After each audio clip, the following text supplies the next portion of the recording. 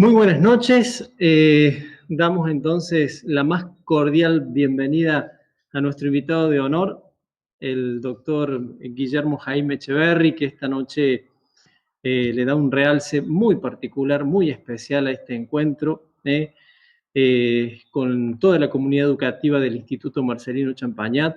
Vaya un saludo muy especial a nuestros docentes, a nuestros preceptores, a las familias que a través de YouTube van a seguir esta conferencia, a nuestros estudiantes. Bueno, a todos un saludo muy especial.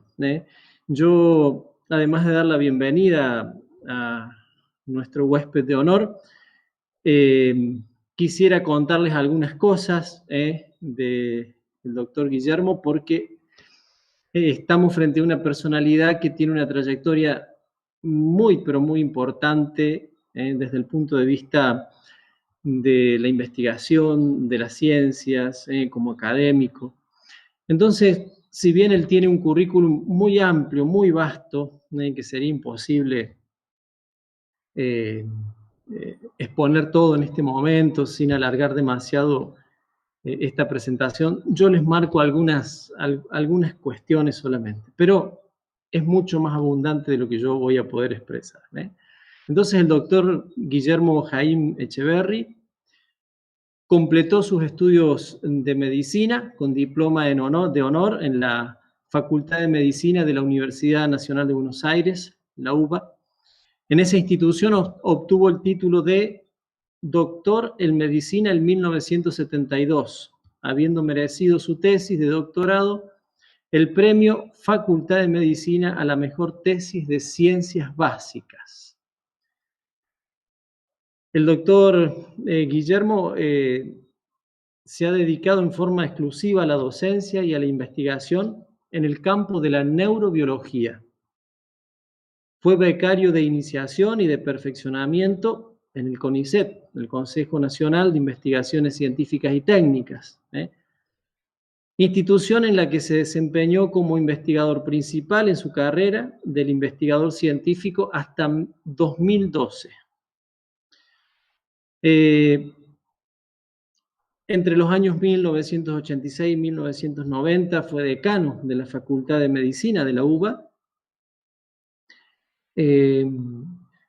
También es editor de numerosas publicaciones nacionales e internacionales, miembro de la Academia de Ciencias Médicas de Córdoba, miembro de número de la Academia Nacional de Educación, de la Academia Nacional de Ciencias de Buenos Aires y de la Academia Argentina de Artes y Ciencias de la Comunicación. En el año 1999 publicó un libro titulado La tragedia educativa, que recibió el premio al mejor libro de educación del año, otorgado por las 10ª Jornadas Internacionales de Educación. En 2001 recibió el premio Maestro de la Medicina Argentina.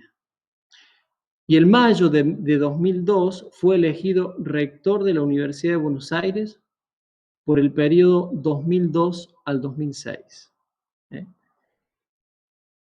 Y bueno, y después ha formado parte de instituciones, universidades en Estados Unidos, en Europa, obteniendo siempre varios reconocimientos desde todas estas instituciones.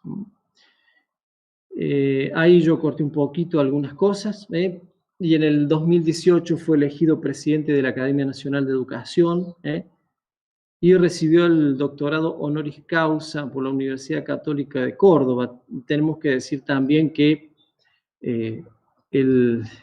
nuestro expositor tiene varios doctorados honoris causas otorgados por distintas universidades, del nivel nacional e internacional.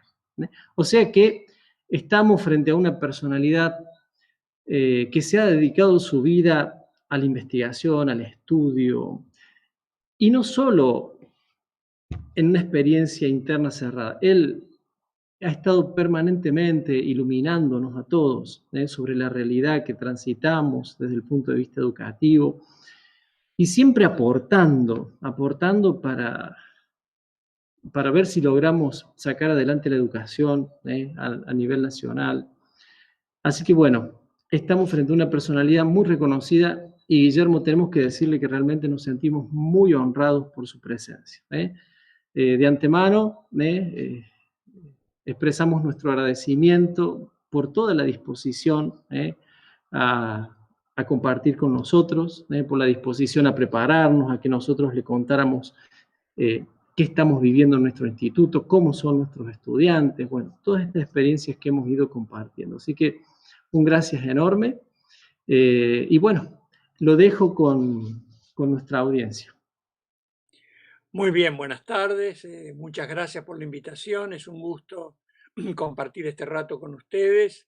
Ya le he hecho una visita virtual a la institución hace unos días y realmente fue una gran satisfacción comprobar en los hechos concretos, con el rendimiento de los estudiantes, la calidad de la educación que están brindando. He quedado muy sorprendido por la reacción de los estudiantes ante los distintos desafíos que se les presentaban y bueno, y esos son los momentos en que uno tiene esperanza de que la educación argentina pueda revivir, porque hablamos mucho de la importancia de la educación, pero en los hechos concretos la sociedad argentina tiene muy poca preocupación en materia educativa. Más allá de lo que decimos en los discursos, en la realidad muestra que no es un objetivo central, que no es una de nuestras preocupaciones centrales en la educación y bueno, los efectos de ese desinterés están a la vista de todos. La Argentina tiene tres graves problemas, en mi opinión, en relación a su educación. En primer lugar, tenemos muy poca gente educada. Fíjense que el porcentaje de personas que tienen la educación universitaria completa en la Argentina, en la fuerza de trabajo, es de alrededor del 12 al 15%, mientras que en los países desarrollados es del 30%, en Corea es del 45%. Va a decir que tenemos ahí una gran deuda. Por obviamente también tenemos muy poca gente con educación secundaria. De cada 100 chicos que inician la escuela primaria en el país, prácticamente la inician todos los que están en condiciones de hacerlo. De cada 100 chicos, solo 50, tal vez un poco menos, pero digamos, admitamos que 50 la completan. Va a decir que hay 50 de cada 100 que no han completado su educación secundaria, que es hoy uno de los niveles exigibles para, básicos exigibles para cualquier actividad. Así que ahí tenemos un grave problema. Tenemos también una gran desigualdad en la distribución de la educación. Los chicos que pertenecen a familias de mayor nivel socioeconómico reciben más años de educación que los chicos que provienen de familias de menor nivel. Y además, dentro del mismo país hay gran desigualdad en la provisión de educación entre las distintas jurisdicciones. Y finalmente tenemos un serio problema de calidad. Si bien el tema de calidad educativa es un tema muy complejo, en cuya definición no voy a entrar, pero al menos se supone que una persona que termina 12 años de educación, es decir, que completa la educación secundaria, por lo menos comprende lo que lee, se puede expresar, tiene cierta capacidad de abstracción. Y todas las evaluaciones que se han hecho de la calidad educativa en el país, tanto evaluaciones nacionales que se realizan a partir de los años 90, como evaluaciones internacionales a partir del año 2000, si bien ha habido otras antes, todas coinciden en demostrar que nuestros chicos que están terminando la escuela secundaria tienen serias dificultades para comprender lo que leen. 5 de cada 10 tienen dificultades en comprender lo que leen y dos de cada tres son incapaces de realizar una simple operación matemática que involucra la abstracción, como calcular un porcentaje o hacer una regla de tres. Vale decir que tenemos una seria deficiencia en cuanto a nuestra calidad educativa y eso lo demuestran, reitero, todas las evaluaciones, las nacionales que se hacen una vez por año prácticamente de los años 90 y las internacionales de distinto tipo, tanto la famosa prueba PISA que se hace cada 3 años o las pruebas de la UNESCO, en fin, todas coinciden en demostrar lo mismo, esas graves falencias que tenemos. Ahora bien, esas falencias no parecen ser reconocidas por nadie. Si uno le pregunta a los padres argentinos cómo está la educación en el país, el 70% de los padres dice que está regular, mal o muy mal. Va a decir que la gente percibe que hay una deficiencia en la educación. Pero si a esos mismos padres se les pregunta si están satisfechos con la educación de sus hijos, El 70% de los padres contesta estar satisfechos, muy satisfechos con la educación de sus hijos. De modo que esos resultados tan pobres que se obtienen en todas las evaluaciones no son reconocidos por nadie como resultados que los afectan. Esa paradoja educativa que yo he descrito, lo describí, usted señaló recién el libro, la tragedia educativa que se publicó en el año 99. Ya entonces había señalado ese hecho, esa paradoja, y luego estudios posteriores han demostrado, han confirmado esas investigaciones. El tema ha sido seguido en las encuestas del Observatorio de la Deuda Social y estos también muestran lo mismo. Esa percepción de que hay una crisis, pero el convencimiento de que individualmente a cada uno de nosotros esa crisis no nos afecta. Yo he hablado muchas veces del país de los huérfanos, porque nadie parece reconocer a esos chicos que tienen estos problemas, que reitero, se evidencian todos los años en los que estas evaluaciones se realizan. Y si es más, en la encuesta del observatorio se les pregunta a los padres si cambiarían a sus hijos de escuela para mejorar la calidad de su educación. El 80% de los padres no los cambiaría de escuela para mejorar la calidad. No lo hacen los que mandan a sus hijos a escuela de gestión estatal o de gestión privada, los que van al primario o a la escuela secundaria, los de mayor nivel, los de menor nivel. Va a decir que cada uno está conforme con la educación que reciben sus hijos, lo cual es una paradoja porque los resultados, reitero, muestran esas serias deficiencias. Las dirigencias también ven estas mismas encuestas y por eso, al no haber una demanda de calidad de educación, es poco lo que se hace en ese sentido. No hay manifestaciones de padres por la calle que piden que les enseñen más y mejor a sus hijos. Piden otras cosas que está bien que se pidan, pero no hay una preocupación genuina por el logro académico.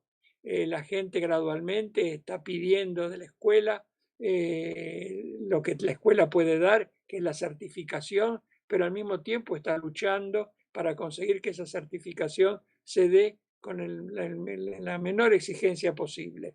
La lucha es por arrancarle a la institución que se ve como una institución de opresión, por arrancarle ese bien que todos quieren, pero pocos están dispuestos a estimular, a realizar el esfuerzo necesario para conseguirlo.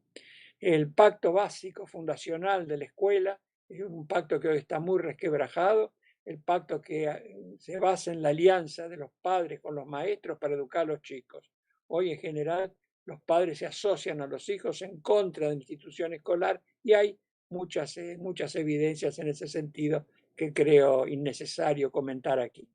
De modo que ahí tenemos planteado el escenario general en el cual la desvalorización de la educación ha ido aumentando en los últimos tiempos y eso se ve en muchos signos. Tomemos solo un ejemplo al que podemos volver después. Los docentes están económicamente mal reconocidos porque la tarea social que realizan es una tarea que no es socialmente valorada. Los maestros ganan poco porque a nadie le interesa mucho lo que hacen.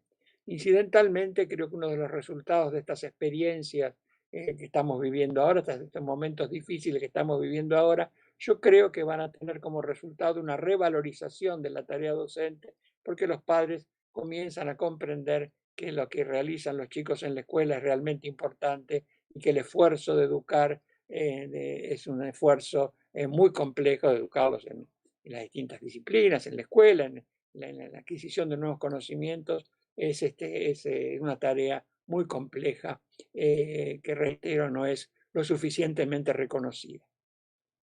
Educar en la sociedad actual es un tema muy difícil porque los valores que personifica la escuela son valores que no se corresponden con los que hoy prevalecen en la sociedad. Se han producido cambios muy profundos en los valores sociales. Yo comentaba recién que en el año 99, es decir, hace 20 años, escribí ese libro que tuvo una inesperada repercusión. Yo nunca pensé que un libro de educación iba a tener el impacto que en su momento tuvo y lo siguió teniendo durante muchos años. Los 20 años que transcurrieron, el libro nunca fue tocado. Se hicieron alrededor de 25 reimpresiones. El año pasado, al cumplirse los 20 años, me propuse volver a leerlo, yo no lo había vuelto a leer, y con la idea de actualizarlo, pero terminé escribiendo otra cosa, con muy mala suerte, porque el libro apareció pocos días antes del comienzo de la cuarentena, y si bien sigue los lineamientos generales del otro, porque sobre los temas planteo, sobre los mismos temas pienso lo mismo, pero han aparecido nuevos temas, reitero, vinculados con los valores. El libro se titula La tragedia, Educación, la tragedia continúa. Algunos amigos me sugerían ponerle la tragedia se ha profundizado, pero me pareció que era más oportuno ponerle la tragedia continúa. Vale decir que seguimos en una situación de estancamiento. Yo diría que se ha empeorado, al menos hay muchos datos ahora que entonces, hace 20 años, ¿no?, con los cuales no contábamos, que muestran la gravedad de esa situación. Por otro lado, pensamos que la Argentina cuenta con una élite muy bien educada, obviamente hay ejemplos de eso, pero en promedio no es así. Fíjense, en todo el mundo, los chicos que más rinden son los hijos de los profesionales, los hijos de las familias que pertenecen al 25% de mayor nivel socioeconómico y además los que van a las escuelas con mayores recursos didácticos. En la Argentina es lo mismo. Los mejores alumnos son los hijos de los profesionales, los del 25% de mayor nivel, la familia del 25% de mayor nivel y las escuelas más capacitadas para enseñar. Sin embargo, el promedio de los que más rinden en la Argentina es inferior al promedio de los que menos rinden en 30 países. Vale decir que hay 30 países en los cuales los hijos de las personas que realizan tareas más primarias, los que pertenecen al 25% más pobre y los que van a escuelas con menos recursos, esos son mejores que los mejores argentinos. Y ese es un tema al cual no se le presta la suficiente atención, especialmente en un mundo tan competitivo en el que nuestros chicos tienen que estar a la altura de los chicos de otros países. Yo siempre comento que cuando se conocieron los resultados del PISA 2012, de los que surgen estos datos, en el último también, en el del 2018 también, los resultados son similares. Cuando se conocieron los datos del 2012, el diario Haaretz de Tel Aviv, en Israel, tituló Los hijos de los abogados de Israel son peores que los hijos de los barrenderos de Shanghái. Y eso causó una gran sensación en el país, una gran conmoción, especialmente en un país que depende de la ciencia y la técnica para su supervivencia, es una cuestión de seguridad nacional, y ahí hubo gran conmoción, se revisaron todo, ministros renunciaron. Cuando se conocen esos resultados en la Argentina, al principio estaban los titulares, después fue pasando a las páginas interiores, y ahora son pequeños recuadros. Y eso realmente yo creo que es un tema central que refleja ese desinterés social que hay por la educación en todos los niveles, no solamente en los niveles más desfavorecidos, al contrario, los niveles desfavorecidos son todavía quienes más se preocupan por la educación porque piensan que esa es una herramienta de ascenso social. Nuestras clases medias, las clases más acomodadas, esas tienen le asignan a la educación formal menos importancia. Y yo creo que ahí reside una de las cuestiones centrales. Les decía que asistimos a un cambio profundo de valores. Hoy valoramos lo veloz, lo superficial, nos deslizamos por la superficie de la realidad. Y eso, la escuela está en contra de eso, va en contra. La escuela tiende a lo profundo, al desarrollo de cualidades humanas fundamentales, que son la reflexión, la imaginación. Todo el mundo en el que vivimos hoy, todas estas herramientas rápidas que usamos para vivir velozmente, son el resultado de personas que imaginaron, que reflexionaron, que pensaron, que desarrollaron, es decir, personas que habitan el tiempo lento de lo humano. Después tratar de volver sobre esta idea. Me parece que eso es central. La escuela defiende muchos valores a los cuales la sociedad hoy no privilegia. Por eso cuando yo escucho decir que es necesario que la calle ingrese a la escuela, yo digo que a lo mejor sería importante que los valores de la escuela salgan a la calle, porque los seres humanos son algo más que esta idea superficial que tenemos en la actualidad. Mi propósito al comentar estos temas es hacer una enumeración desilvanada de algunas cuestiones que pueden ayudarlos a todos, a los docentes, a los padres, a los propios chicos, a pensar sobre su educación y cómo ayudar a construirse mejor, porque en última instancia la educación es una herramienta de construcción, una herramienta de construcción de la persona. Yo estoy utilizando ahora una frase para definir la educación que es un poco vieja, sabrán disculpar, no es moderna, tiene 1800 años de antigüedad, es de Hesíodo, un poeta griego contemporáneo de Homero, y Hesíodo afirmaba, educar a una persona es ayudarla a aprender a ser lo que es capaz de ser. Educar a una persona es ayudarla a aprender a ser lo que es capaz de ser. Creo que es una definición muy feliz porque tiene los dos elementos centrales. La de la ayuda al otro. La tarea de educar es una tarea de personas con personas, de padres con los hijos, de maestros con los alumnos. Una tarea de interacción de personas. ¿Y interacción para qué? Para descubrir sus posibilidades como seres humanos, para ayudarlos a aprender a ser aquello que son capaces de ser, mostrarle todas las posibilidades que los humanos tenemos. Y eso yo creo que es la tarea básica a la que hoy yo creo que no estamos atendiendo con el interés necesario. De modo que esa tarea es una tarea de construcción y como toda construcción, obviamente requiere un esfuerzo, es un trabajo. Educar, aprender es un trabajo. Cualquiera de ustedes que está mirando, que está escuchando esto, sabe que aprender algo le costó un esfuerzo personal, por supuesto, entusiasmado, apoyado por los padres, interesado por los docentes, pero es un esfuerzo. Y esa idea del esfuerzo obviamente hoy es una idea que está en rápida retirada. Hoy queremos todo fácil, rápido, superficial, sin ningún trabajo, sin ningún esfuerzo.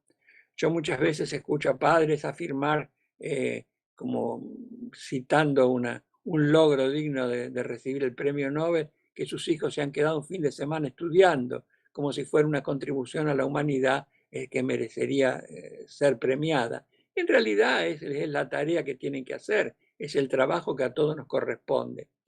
Y esa desvalorización está vinculada a otra desvalorización que me parece muy importante, que es la desvalorización del conocimiento, la desvalorización del conocimiento concreto.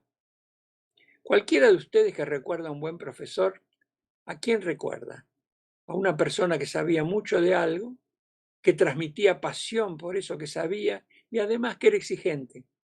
La exigencia, que también está en retirada, es fundamental porque es una demostración de la importancia que el otro tiene para uno, que el hijo tiene para los padres, que el alumno tiene para los maestros. Si no le exige es porque no le interesa, porque considera que no lo considera como capaz de rendir cada vez más, de explorar mejor sus posibilidades de ser humano. Yo en alguna oportunidad he escrito que el derecho a ser exigido es un derecho fundamental de los chicos y de los jóvenes. Y esa desvalorización del conocimiento está muy apoyada por el advenimiento del hogar, ¿no es cierto? Esa tarea de la interpretación. Por supuesto que está hoy todo lo que busca. Antes estaba en la biblioteca y a nadie se le ocurría decir no estudien nada porque total lo encuentran en la biblioteca. Es importante que uno tenga ciertos reparos interiores. Por eso yo hablé de la construcción de la persona. Cuanto mejor amueblado esté el interior de una persona, y eso se hace con ese procesamiento, ese conocimiento concreto, mayores serán sus capacidades. Ronda la educación esta idea de la utilidad. Dice, ¿y eso que estudian los chicos, para qué sirve? Es una pregunta que parece inocente, pero que no lo es. Detrás de esa pregunta se esconde otra más profunda, que es, ¿y esto le va a servir para hacer dinero de inmediato? En realidad, la formación de la persona apunta a esa construcción de un interior complejo que le permita hacer asociaciones. La inteligencia, en última instancia, es la vinculación de hechos que parecen que no están relacionados entre sí. Sin embargo, el descubrimiento de esas relaciones es importante. Hoy se privilegia la creatividad. Dice, bueno, en realidad no hace falta saber nada, importante que uno sea creativo. Está muy bien, obviamente, siempre se privilegió la creatividad, pero antes se buscaba que hubiera algo en el interior de las personas. Si a mí me hicieran, me desafiaran a crear un puente, a lo mejor enunciaría una idea, pero en los hechos concretos se vendría abajo el puente, porque no sé nada de matemáticas, de estabilidad de materiales, nada. Solo puedo crear, vincular aquello sobre lo que efectivamente sé, aquello que efectivamente conozco, las posibilidades que como ser humano tengo en mi interior. Les decía al principio, el descubrir esas capacidades. Si a mí alguno de ustedes, por suerte no pueden hablar, pero si alguno de ustedes me planteara desarrollar el teorema de Pitágoras, me vería en graves dificultades. Sin embargo, el estudiarlo dejó en mi interior el convencimiento que yo tengo herramientas que me permiten hacer desarrollos de ese tipo. Me dio la dimensión de mis posibilidades como ser humano. Y es cierto que mucho de lo que uno aprende termina olvidándoselo, pero le queda en el interior precisamente ese recuerdo de lo que uno ha sido capaz de hacer. Y esta idea del desarrollo de las posibilidades tiene mucho que ver con otra idea que también está en retirada, que es la idea de la transmisión. Cuando nosotros llegamos al mundo ya está, y cuando nos vamos, esperemos que siga estando. Y la vinculación entre las generaciones, ese sentido histórico de la vida de cada uno, es fundamental. Hoy tendemos a considerar que lo único bueno es lo nuevo, por eso yo tomé tantas precauciones cuando compartí con ustedes una definición de educación de hace 1800 años, de 18 siglos, y todos me entendieron. ¿Por qué? Porque efectivamente hay cosas que son permanentes. El conocimiento avanza su frontera, pero el conocimiento básico sigue siendo el fundamental, sigue siendo fundamental y es siempre el mismo. Eso es lo que se ha ido logrando con el transcurso de la historia. Y por eso nuestros chicos tienen derecho a que les transmitamos esa herencia, que los pongamos en posesión de esa herencia a la que deben acceder por la única razón de ser humanos. Nosotros cada vez asumimos con menos responsabilidad esa tarea, porque es más fácil hacerlo así y porque valoramos en exceso lo que llamamos la cultura joven. En realidad la cultura joven es producto de adultos que han descubierto en los jóvenes un enorme mercado y eso explica muchos de los fenómenos que vemos que no tienen ningún sustento sólido, solamente esa intención de encontrarnos dispuestos a comprar. Todos ustedes habrán tenido la experiencia que si algún día se les ocurrió buscar un destornillador por internet porque querían comprar un destornillador, al día siguiente habrán tenido miles de ofertas de destornilladores de los más variados. Eso descubre dos hechos fundamentales. El primero, que estamos pagando un precio por esta tecnología que estamos utilizando y ese precio es nuestra privacidad. Hoy nos conocen los algoritmos mucho mejor que lo que nos conocemos nosotros mismos y por eso nos van ofreciendo cosas y nosotros en este pacto que hemos hecho con la tecnología entregamos esa información muy satisfechos, muy contentos, sin saber que eso es materia de venta permanente. Y por otro lado, el otro tema que también me parece interesante, sobre el que me parece interesante dejar una idea, es el tema de la atención. El mundo hoy pelea por nuestra atención. El bien más preciado en el mundo es nuestra atención. Y esa atención obviamente es preciada porque se traduce en beneficio económico. Vendemos nuestra atención en materia de transacciones que nosotros desconocemos, pero estamos bombardeados por estímulos permanentemente. Eso nos impide concentrarnos en profundidad en el análisis de los problemas. En otras palabras, para una sociedad cada vez más compleja, estamos formando personas cada vez más simples. Y creo que ahí hay un tema importante a ser planteado por la educación. Por eso quienes nos ocupamos de estos temas insistimos mucho en la importancia de la lectura. No porque seamos idólatras de los libros, sino porque la lectura nos permite acceder a ese tiempo lento de lo humano, que es fundamental. Ese es el tiempo en el que los chicos, los jóvenes, imaginan, reflexionan, crean. Por eso, además de formarlos como buenos consumidores, también yo creo que tienen derecho a que los introduzcamos en esas posibilidades de contribuir a la creación, tanto artística como científica. Eso supone una reflexión, digamos, un meterse en el interior. Y es por eso es importante la construcción de ese interior con la mayor riqueza posible. Yo a veces utilizo una metáfora que no es mía.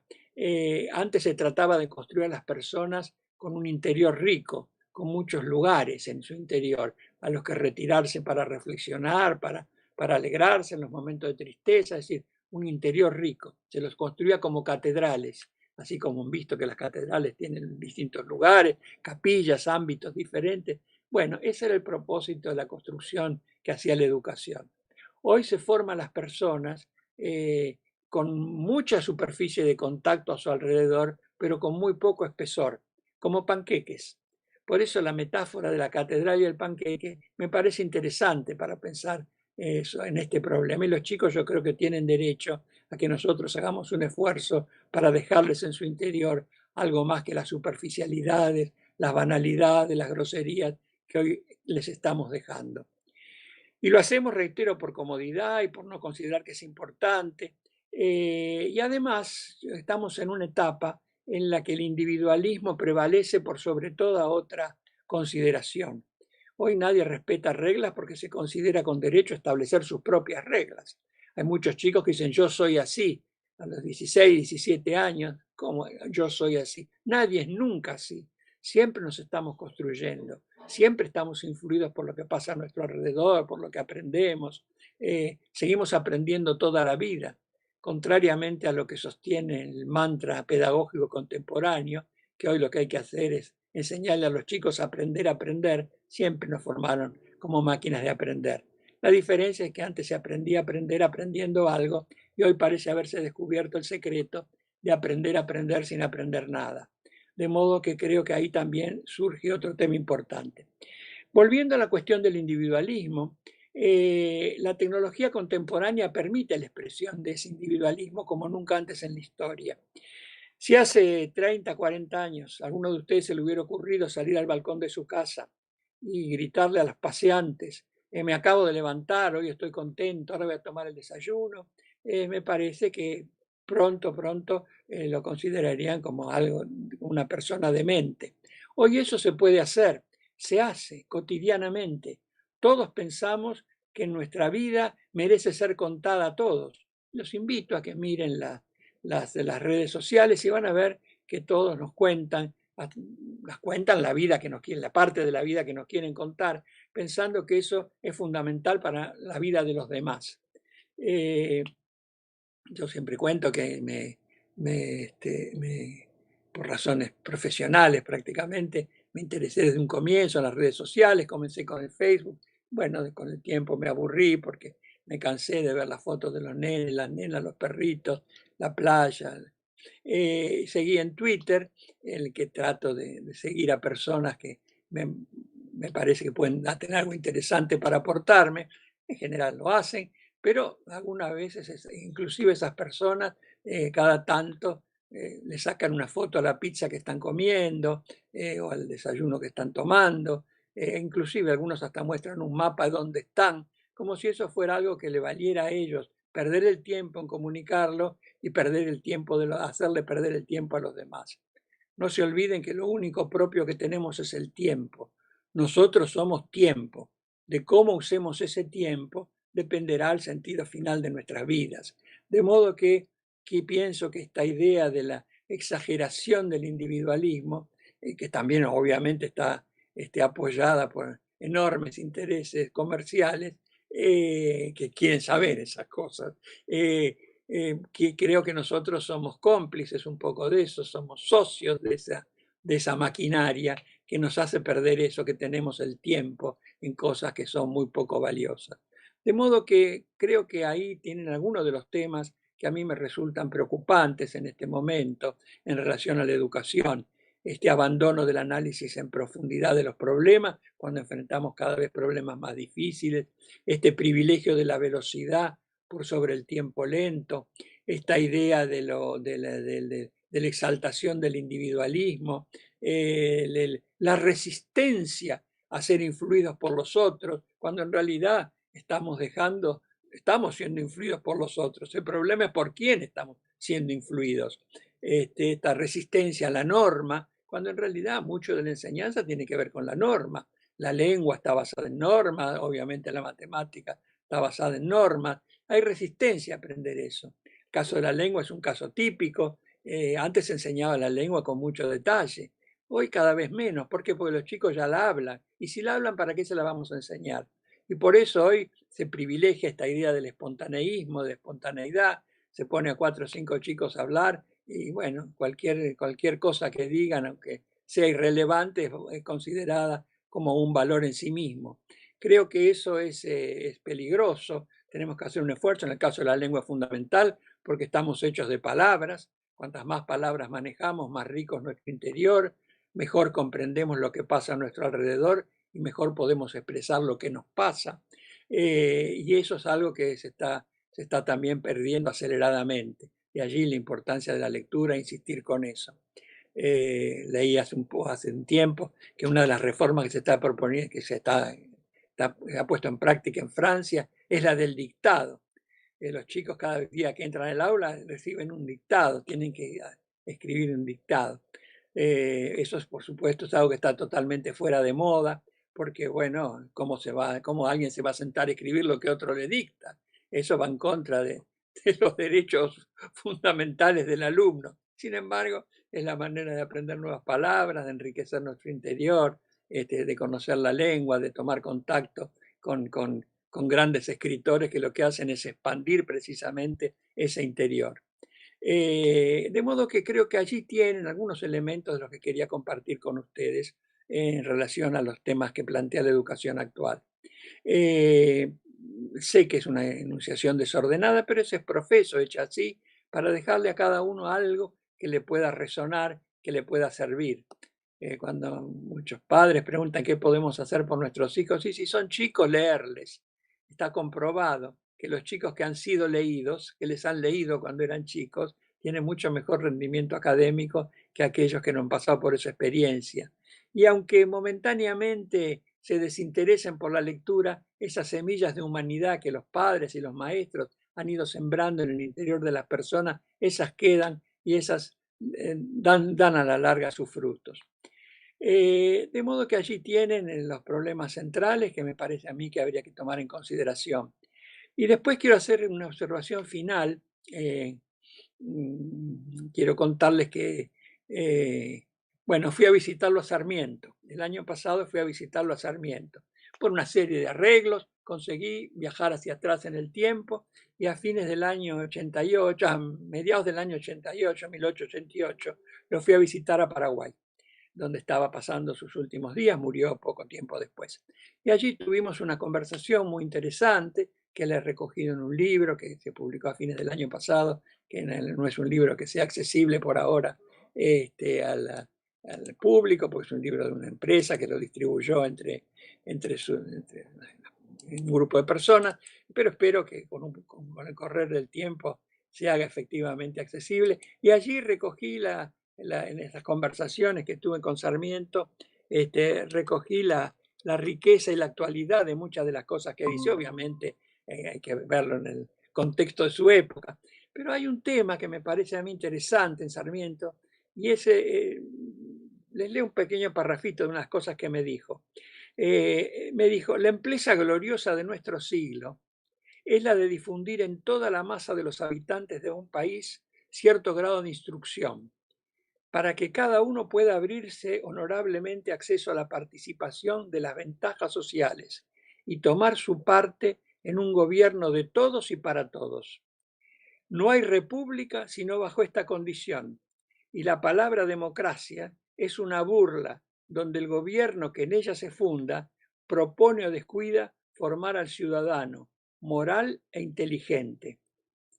Y decía, ¿cuál será el porvenir de repúblicas como la nuestra, donde poblaciones enteras están en condiciones intelectuales peores que los esclavos de los estados del sur de la Unión Americana, si no extirpamos con mano firme previamente la ignorancia? Es decir, la convicción que tenía Sarmiento era que los derechos civiles habían avanzado muchísimo, pero que las la calidad de las personas para ejercer ese derecho dejaba mucho que desear. De ahí esta idea de educar al soberano. Yo creo que estamos en una situación similar.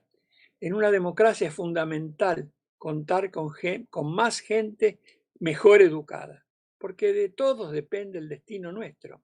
Y Sarmiento también decía una frase que yo suelo repetir, la dijo en 1848, y decía: no los queréis educar por caridad, pero hacedlo por miedo, por precaución, por egoísmo.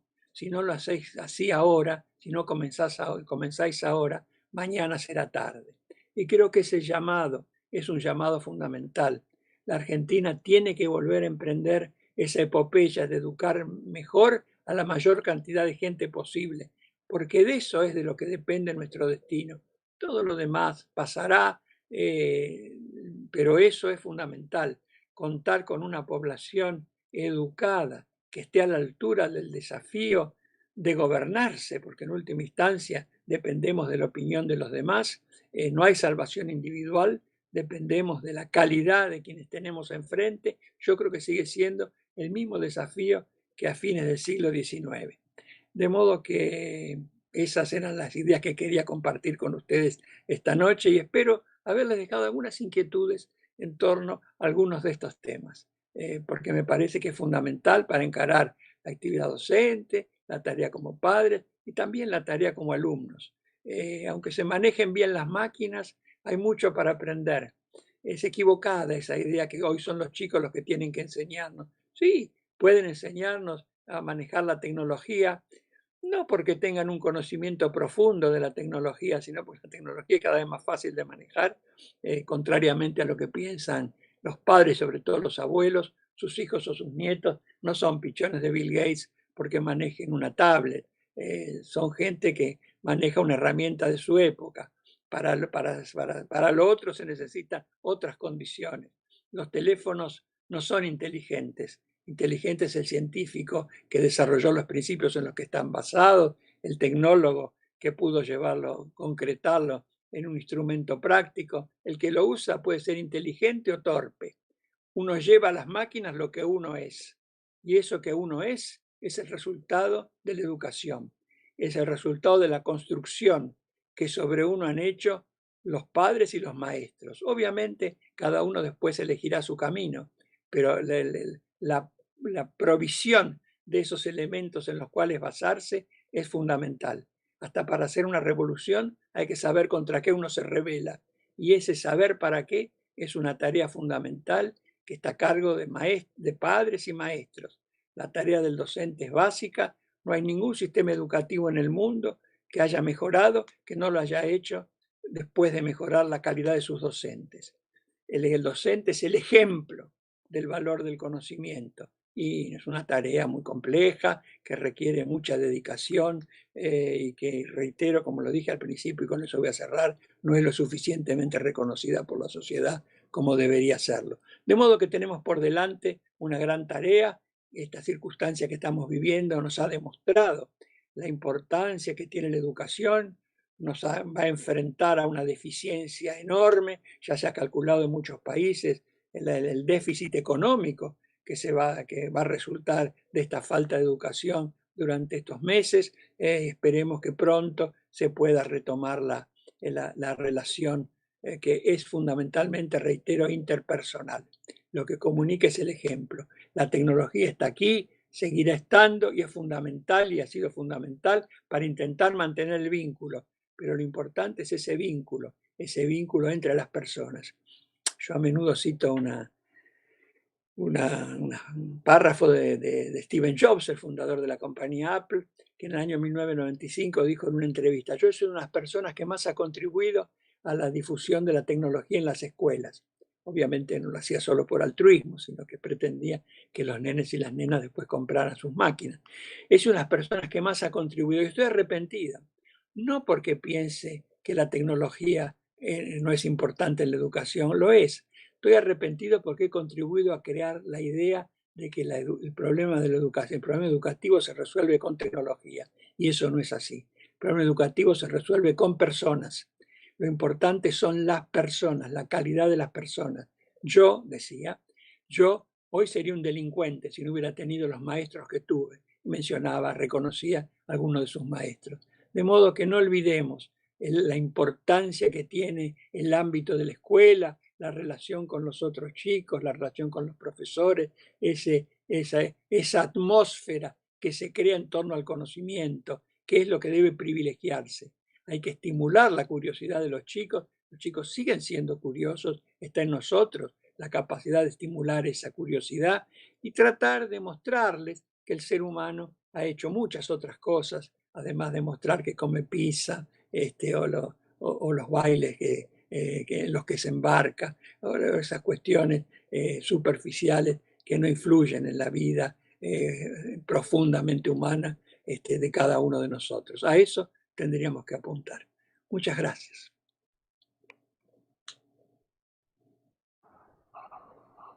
Estimado Guillermo, la verdad que queremos agradecerle este momento en el cual nos ha hecho pensar, bueno, un montón de realidades que tienen que ver con la educación, y que aquellos que estamos en educación sentimos, percibimos, pero bueno, el hecho de escuchar de usted todo esto nos ilumina, nos abre algunas perspectivas, nos hace crear algunas preguntas, nos hace avisorar algunos desafíos que quedan por enfrentar todavía, ¿verdad?